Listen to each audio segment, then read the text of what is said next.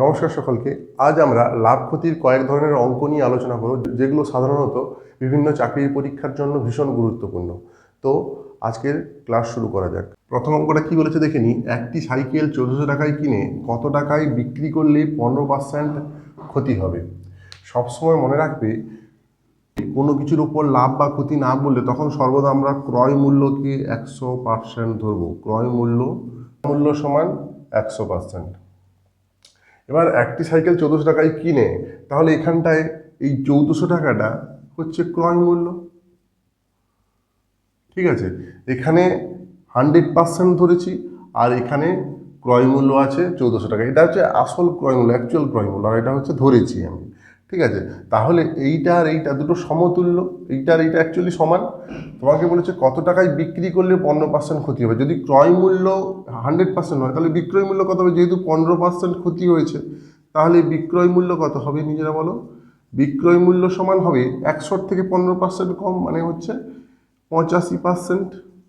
এখনই বললাম কি 100% হচ্ছে 1400 টাকার সঙ্গে সমতুল্য। কেন? এটাও ক্রয় মূল্য, এটাও ক্রয় মূল্য, এটা আমার ধরা, এটা আমি ধরেছি, আর এটা দেওয়া আছে। তাহলে বলতে পারি কি 100% সমান 1400 টাকা, 1% সমান 1400/100, আর 85% সমান কত? 1400/100 গুণিতক 85। 0 0 কেটে দিলাম, 0 0 কেটে দিলাম। 14কে 85 দিয়ে গুণ করলে কত হচ্ছে? 14 5 70, 0 হাতে 7, 14 আসতে 112, 7 119, 1190 টাকা হয়ে গেল উত্তর। দেখো, তাহলে আরেকবার বুঝিয়ে দিই। একটি সাইকেল 1400 টাকায় কিনে কত টাকায় বিক্রি করলে 15% ক্ষতি হবে। যেহেতু এখানে বলেছে কত টাকায় বিক্রি করলে, মানে বিক্রয় মূল্য বের করতে বলেছে, তাই এখানে আমি ক্রয় মূল্য ধরবো, এবং ক্রয় মূল্যকে 100% ধরবো। কেন? যেহেতু এখানে কোনো কিছুর ওপর বলা নেই, তাহলে বুঝে নিতে হবে যে এটা ক্রয় মূল্যের ওপরই বলা আছে। তাই ক্রয় মূল্যকে আমি 100% ধরেছি। এবার এখানে ক্রয় মূল্য যে বলেছি 1400 টাকায় কিনে, মানে ক্রয় মূল্যটা হচ্ছে 1400 টাকা, এটার সাথে এটা সমতুল্য, তাই না? এটা শতকরায় প্রকাশ করা আছে, এটা সংখ্যায় প্রকাশ করা আছে, দুটোকে সমান করে দিয়েছি। তোমাকে বলেছে কত টাকায় বিক্রি করলে, মানে কি 100% যদি ক্রয় মূল্য হয়, বিক্রয় মূল্য কত হবে? 15% কম, মানে 85%। তাহলে 100%-এর দাম যদি 1400 টাকা হয়, 85%-এর দাম কত? সেটা জাস্ট বের করেছি ঐকিক নিয়মের মতো করে। ঠিক আছে, এই লাইনটা করারই দরকার নেই, অ্যাকচুয়ালি প্র্যাকটিস করলে মুখে মুখেই হয়ে যাবে। জাস্ট এই জায়গাটা ক্যালকুলেশন করতে হবে, এই লাইনটাও করার দরকার নেই। ঠিক আছে, এই একই অঙ্ক যদি এটা 15% লাভে হতো, এটা ক্ষতি না দিয়ে যদি লাভ থাকতো, তখন বিক্রয় মূল্যটা 115% হতো। আমাকে তাহলে এখানে 115%-এর মান বের করতে হতো, দিলে হয়ে যেত। তাহলে একই ধরনের অঙ্ক লাভ দিয়েও করতে পারে। ঠিক আছে, আরেকটা অঙ্ক নিয়ে নিয়েছি। 270 টাকায় একটি দ্রব্য বিক্রি করে 12.5% লাভ হলো। দ্রব্যটির ক্রয় মূল্য কত? এখানে এই যে 12.5% লাভের কথা বলেছে, এখানেও কিন্তু কোনো কিছুর ওপর লাভ বা ক্ষতি বলেনি। তাহলে বুঝে নিতে হবে সবসময় ক্রয় মূল্যের উপর, যার উপর হয় সর্বদা তাকে 100% ধরতে হয়। আমি বলেছি সর্বদা, এটা নিয়ম। ক্রয় মূল্য সমান 100%, এটা ধরলাম তাহলে। ঠিক আছে, এবার 270 টাকা একটি দ্রব্য বিক্রি করে, এটার সঙ্গে এর আগের অঙ্কের মতো এটার সঙ্গে কিন্তু এটা সমান করতে পারবো না, কারণ একটি দ্রব্য বিক্রি করে বলেছে। তাহলে বিক্রি করে মানে কি? এটা হচ্ছে বিক্রয় মূল্য, মনে মনে ভেবে নিতে হবে, এটা হচ্ছে বিক্রয় মূল্য। ঠিক আছে, এটা হচ্ছে বিক্রয় মূল্য। এবার 100% যেহেতু ক্রয় মূল্য ধরেছি, আবার এখানে বলেছে 12.5% লাভ হলো, মানে কি 12.5 বেশি হবে 100-র চেয়ে, তাহলে বিক্রয় মূল্য সমান 112.5%। ঠিক আছে, এবার এইটার সঙ্গে এইটা সমতুল্য, কেন এটাও বিক্রয় মূল্য, এটা দেওয়া ছিল, আর এটা আমি ধরেছি। তাহলে 112.5% সমান 270 টাকা। তাহলে 1% সমান হবে এটা বাই 112.5, আর 100%-এর মান বের করতে যেহেতু ক্রয় মূল্য কত বলেছে, তাহলে হবে 270/112.5, যেহেতু একে এটা বাই এটা হবে, আর 100%-এ গুণিতক 100। দশমিক ঘরে বাদ দিলাম, মানে লবে একটা একের পর একটা শূন্য দিয়ে গুণ হবে, মানে 10 দিয়ে গুণ হবে। এখানে কাটাকাটি করে দেবো, 5 দিয়ে কাটাকাটি হবে, 5 2 10, 5 2 10, 5 5 25, 5 2 10। ঠিক আছে, 5 20-তে 100, 5 4 20, 5 5 25, 5 9 45, 5 4 20, 9 3 27, 9 0 0 30। তাহলে 30 দিয়ে 60, 60 60 4 4 0 0 424, 240 টাকা হয়ে গেল অ্যান্সার। বলে এত বড় হচ্ছে, এত বড় হওয়ার কথা নয়। এখানে তুমি জাস্ট এখানে 100% ধরলেই এটা যোগ করলে 112.5 হলো, তাহলে 100% সমান এত, মানে কি 1% সমান এত বাই 100 গুণিতক এটা। জাস্ট শেষের লাইনটাই আসবে, সেইটাকেই ক্যালকুলেশন করবে, আর এগুলো কিছু করতে হবে না। এগুলো জাস্ট মনে মনে ভাববে, বাড়িতে প্র্যাকটিস করবে, কিন্তু খাতায়, পরীক্ষার খাতায় যখন করবে এগুলো কিন্তু হ্যাঁ একদম শেষ যে লাইনটা এটা চলে আসবে। ঠিক আছে, প্র্যাকটিস করতে করতে তখন জাস্ট ক্যালকুলেশন করলে উত্তর চলে।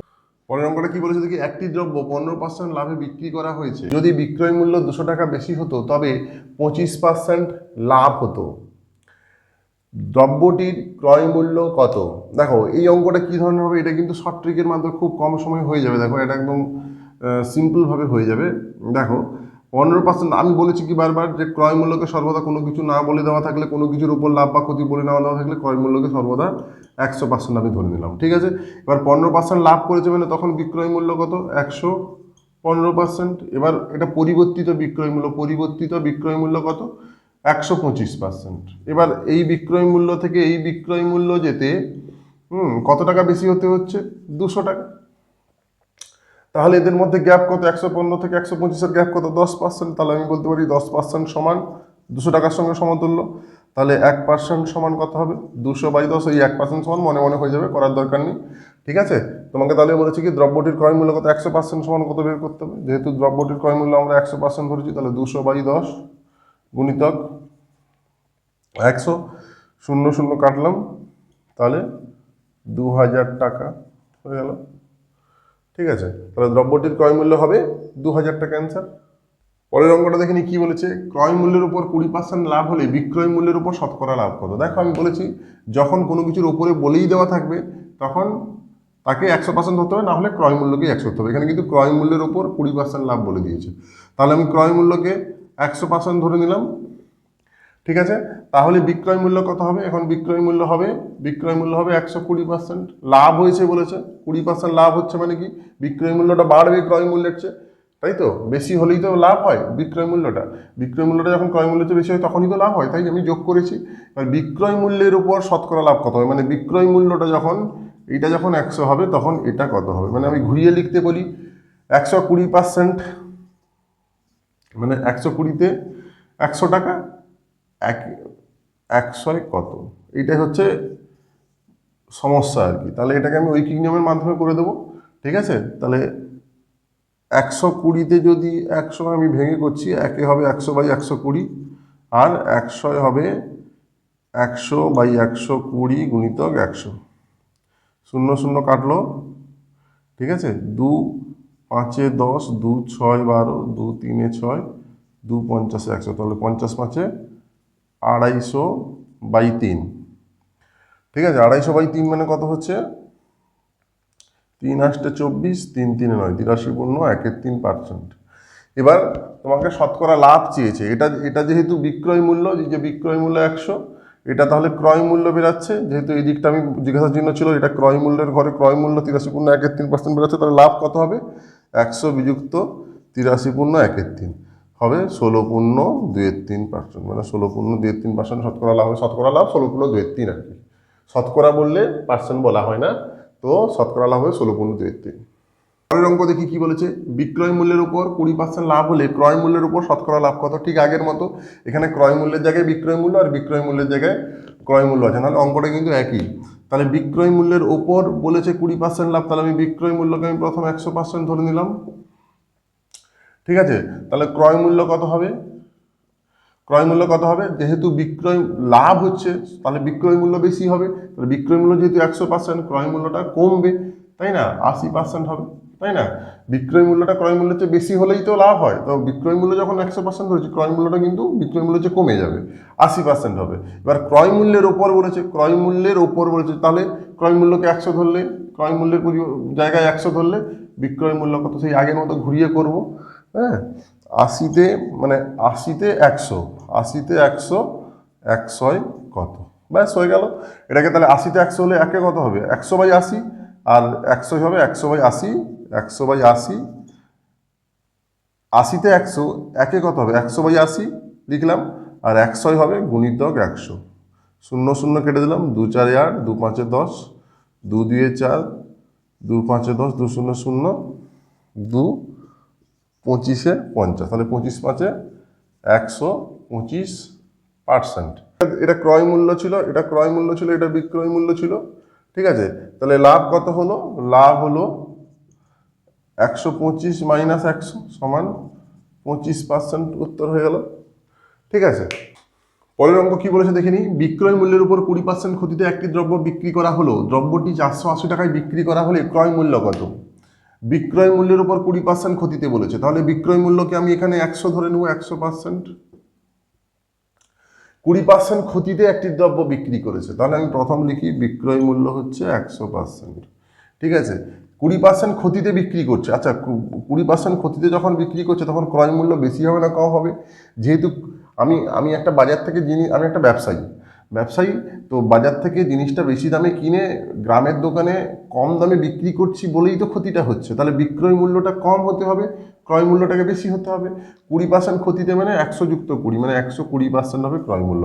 এই টাকায় কিনে এই টাকায় বিক্রি করেছি বলে আমার ক্ষতি হয়েছে, বিক্রয় মূল্যের উপর ক্ষতি হয়েছে, এবং বারবার বলেছি যার ওপর বলবে সেটাকেই আমি 100% ধরবো, তাই বিক্রয় মূল্যকে 100% ধরছি, ক্রয় মূল্য 120% হবে। এটা কেন? যেহেতু এই যে বললাম ক্ষতি হচ্ছে, তাই দ্রব্যটি 480 টাকায় বিক্রি করা হলো, তাহলে দ্রব্যটি 480 টাকায় মানে বিক্রয় মূল্য হচ্ছে 480, ঠিক আছে। বিক্রি করা হলো, ক্রয় মূল্য কত হয়ে গেল অঙ্ক।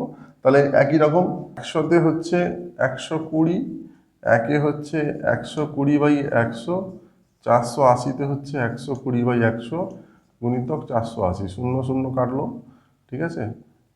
এই শূন্য কাটলো, 12 8 96, হাতে 9, 12 4 48, আর 9 হচ্ছে 57, 576 টাকা, ঠিক আছে। তাহলে দ্রব্যটির ক্রয় মূল্য 576 টাকা। কিন্তু আরেকভাবেও করতে পারি, যেটা প্রথম অঙ্কগুলো করেছিলাম, যেখানে এটাও বিক্রয় মূল্য, এটাও কিন্তু বিক্রয় মূল্য, 480 টাকায় বিক্রি করেছে বলেছে দেখো, তাহলে এটার সঙ্গে এটা সমতুল্য, তাহলে 100% সমান 480 বলতে পারি, 1% সমান হবে 480/100, আর 120% হবে 480/100 গুণিতক 120, 0 0 কাটলো, 0 0 কাটলো, একই 576 টাকা হবে। 48কে 12 দিয়ে গুণ করলে 576 টাকা হবে, ঠিক আছে। যেভাবে করতে পারো, যেভাবে করলেই হবে।